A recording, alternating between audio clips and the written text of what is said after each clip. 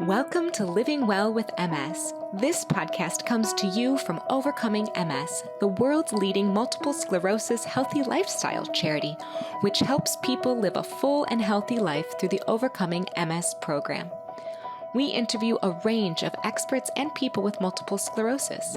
Please remember, all opinions expressed are their own. Don't forget to subscribe to Living Well with MS on your favorite podcast platform so you never miss an episode. And now, let's meet our guest. Welcome to the latest edition of the Living Well with MS podcast. Joining me on this edition is Shannon Harvey. Shannon is a journalist and filmmaker from Australia who's created books and films on the mind-body connection and is the director of the internationally acclaimed documentary, The Connection. So welcome, Shannon. Thank you.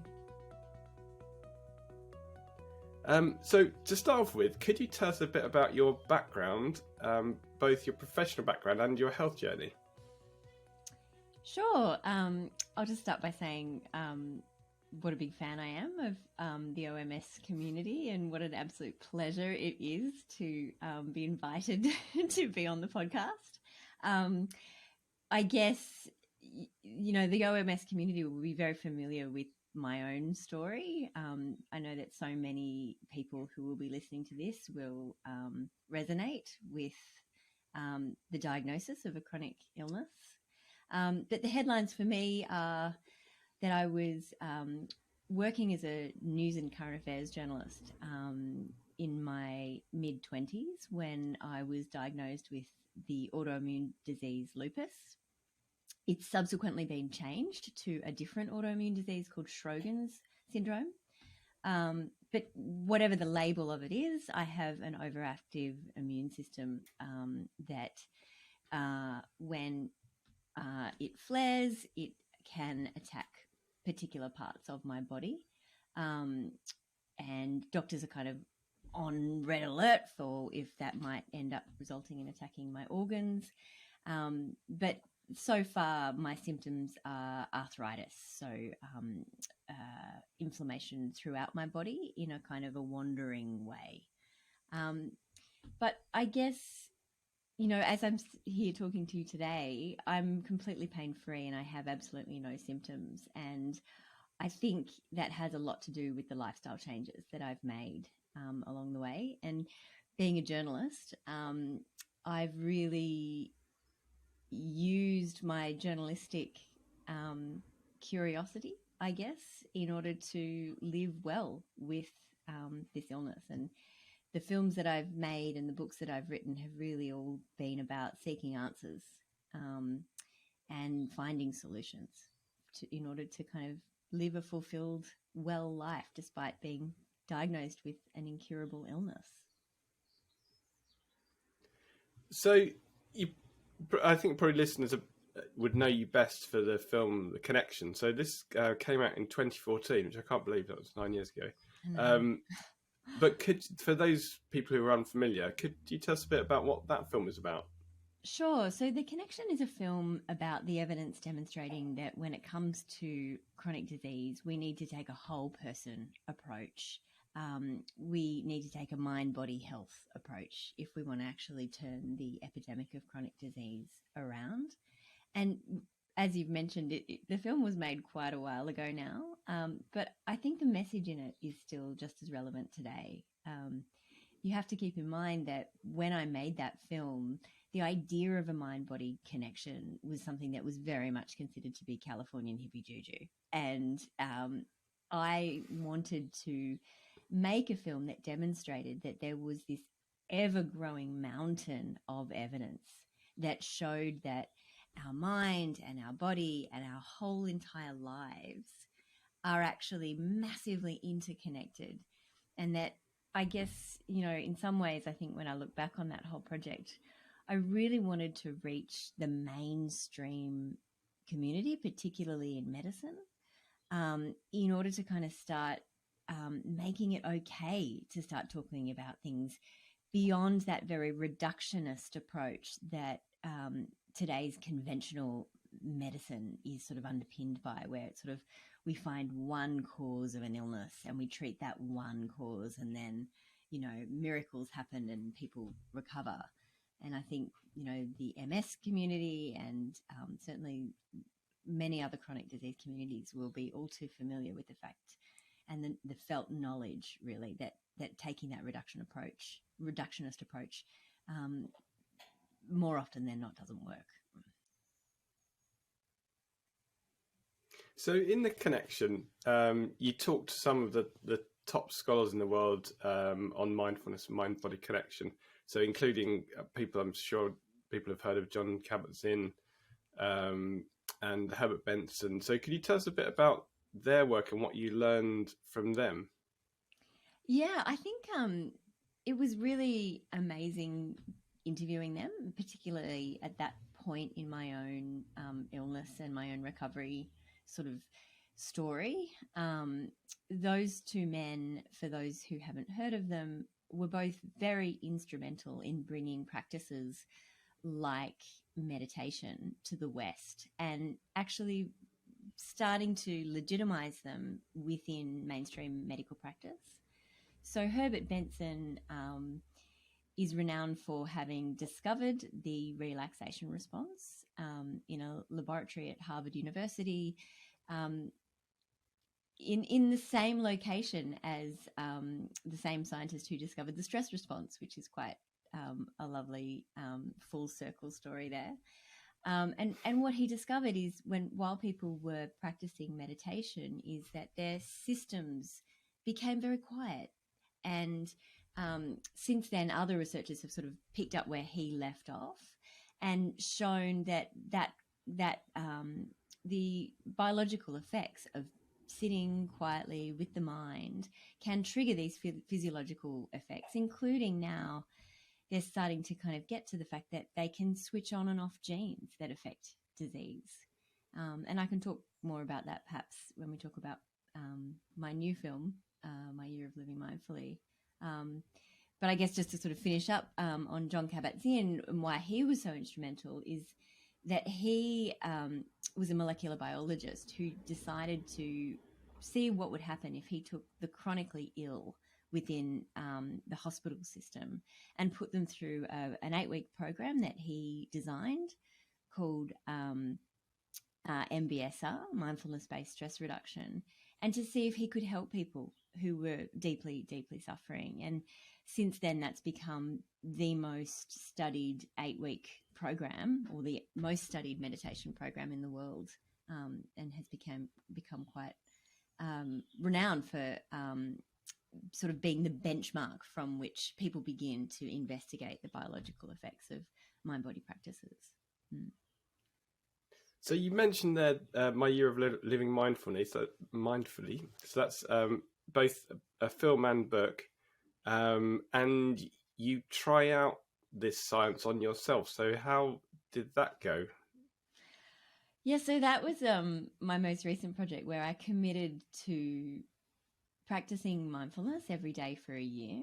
And I had an entire team of scientists who followed me as I did that to see what, if anything, would happen as a result. And sort of just to give you some context of this is that I had sort of tried being a regular, practitioner of mind-body practices, done my 30-day yoga revolutions and tried to, particularly when I was leading up to giving birth, I'd sit down and I'd do hypnobirthing practices or relaxation response practices. But my problem had always been making it stick, because I knew intellectually that the evidence was demonstrating that these things were really good for me, but I could just never kind of develop, I guess, what you would call a lifelong habit. And part of that was because I think there was still a part of me that didn't really believe it would make that much of a difference, to be really honest with you. So I guess I wanted to set out once and for all to see whether or not fitting a daily practice and a rigorous daily practice into my life was actually worth it. And so I suppose, without giving too much away for those people who haven't seen it, I guess I can tell you that at the end of the film. It was pretty. The whole project was really transformational. Yeah. So is there a big difference then between doing mindfulness rigorously and maybe doing it 3 or 4 times occasionally when you feel like it? Is the key to do it rigorously every day?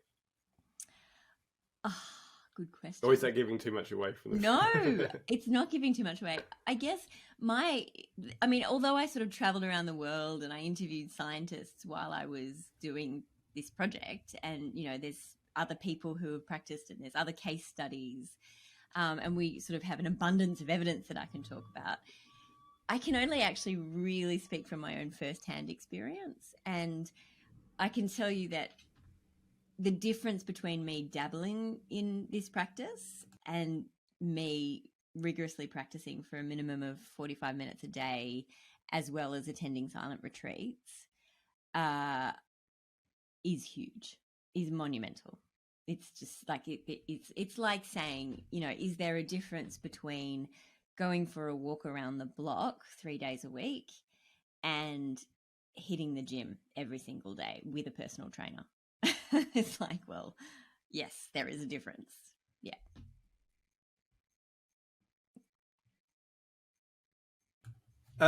So also, you've also written a book, The Whole Health Life, and have interviewed dozens of scientists and patients about recovery. So what are the takeaways from writing that? The Whole Health Life came about really because when I released The Connection, as I sort of traveled around and attended screenings, and I was receiving all these emails from people, they wanted to know what I was doing in my own life in order to stay well. And so I wanted to write a book that was sort of a way to demonstrate how I could take this science that I read and these interviews that I'd done with, you know, experts, and how it actually applied to my everyday life. And the book is kind of broken up in really all the very practical things that the OMS community is already all over, I'm 100% sure. Things like making sure I regularly exercise, get enough sleep, have meaningful connections with the people that I love and nurture those relationships. And then right through to talking about the fact that making these lifelong changes is really, really hard. And so the book is also about how we can apply the science of behaviour change in order to actually make changes that we actually stick to. And you count George Jellinek among your personal heroes. So could you tell us a bit about meeting George over the years and how you found that? Can. So I met George when I was first shooting The Connection. And to give you an idea of that, it was very much the beginning of my understanding about the many things that we can do for ourselves in order to live well with a chronic illness. And he blew me away the first time I met him because, you know, the OMS community will know his personal story so well. And he was really well, you know, despite everything, despite his family history, despite his prognosis, he was just so well. And meeting him was quite inspirational because I thought to myself, well, if he can do it, then he's like a living case study for me to show that I can do it too. But really, I think what landed for me is that I had to film again with him before we released the film because we needed some additional footage. And, you know, sort of when you meet somebody, you get a great story and it's all very inspiring, but then you go back to your life and inevitably, you know, it fades away. But what happened was, in some ways, I met him again. And he was still well, like really, really, really well. And I'm sure you know George as well. And those who have met him in the community know he's a really clear-eyed, clear-thinking person. And so I guess, yeah, that's why I still today count him as one of my heroes. But I also want to say as well that I've had the great privilege of meeting many people in the OMS community as I've gone deeper into this world. And it's a really incredible community, and the wisdom that is in the community amongst other experts, not just George, I also find incredibly inspiring as well. Yeah. Yeah, so because Craig Hassad was on The Connection as well, wasn't he? Craig Hassad was in The Connection. He actually started the whole thing for me. So it was, I stumbled across a paper that he had written for medical students on about page 30 of a Google search when I was trying to find answers for myself. And the paper referenced all of these scientists who I then went off to interview. So Craig was also very instrumental in really changing my life. And you're working on a project that asks the question, what if mental illness was preventable? So is that another project after the Year of Living Mindfulness? Is a new project, is this? Yeah, I'm really excited about it. It's a new film project and book project and multimedia project. There's going to be some exciting things happening this year on it. Yeah, so it's a project that I'm really personally dedicated to because my whole family has a history of mental illness and addiction and suicide. And now that I'm a mother and I'm the custodian of the childhood of two little humans, I guess it's this personal question that I've got, which is, what is it that I can do now as I raise them in order to prevent their suffering later in life? And I think, the question kind of became even more burning and salient while I was making my Year of Living Mindfully, when I learned that so much of mental illness actually begins before the age of 20, 22, I think it is. And that if you develop mental illness at a young age, you're significantly more likely to develop it later on in life. And if you've developed it a second time, it greatly increases your chances of developing it a third time. And so I'm really personally interested in this idea of prevention. But I'm making it at the moment, so I can't tell you any of the answers because I don't have them. Okay. Well, hopefully it's not worth... Oh, no. I'll just say that there are a lot of experts doing really terrific work, and I'm really looking forward to elevating their voices onto a global platform, which they very much deserve. Okay, so I think just sort of some takeaways. I'd just say the thing I've learned about this is the rigorousness. That's something I definitely will do from this, is actually saying, okay, I do need to do this every day. The mindfulness is not just... Because almost actually, if you do it when you've got time for it and you feel like it, you're probably doing it at the time you need it least. You know, actually, just to add to that, one thing that John Cabbot Zinn said to me about practice, when I was sort of asking about how long I should meditate for, he said, look, you should meditate for about 45 minutes every day, unless you're really, really stressed, at which time you should meditate for about 2 hours. Whoa.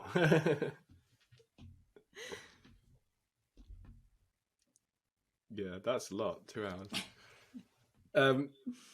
But yes, I would say definitely that's a big takeaway from this. But the other thing is just the work that you've done. So my Year of Living mindfully and The Connection. So how can listeners find out about watching those, reading those? I mean, we'll have show notes as well, but is there a good location to go to? Yeah, the easiest place to start is my website, which is shannonharvey.com, and there are links to be able to see the film. I have a standing policy that if somebody's got in a financial situation and they are unable to pay for the film or stream or a download, then just to flick an email through the website, and we always provide a copy for free. But if people are in a position to be able to buy the film or the books, then please do, because that enables me to keep making new ones. Okay, brilliant. And there will be links in the show notes as well. So with that, I'd like to thank you very much for joining us, Shannon Harvey. It's and look very much for the new film coming out. It's been my pleasure, and I just want to wish everybody who's listening to this all the very best with their own health and recovery. And if ever you're feeling like you need a little bit of inspiration to keep at it, just know that everybody's struggling. We're all in the same boat together, and I think sometimes that really helps to know that nobody is actually a superhuman. Thank you very much.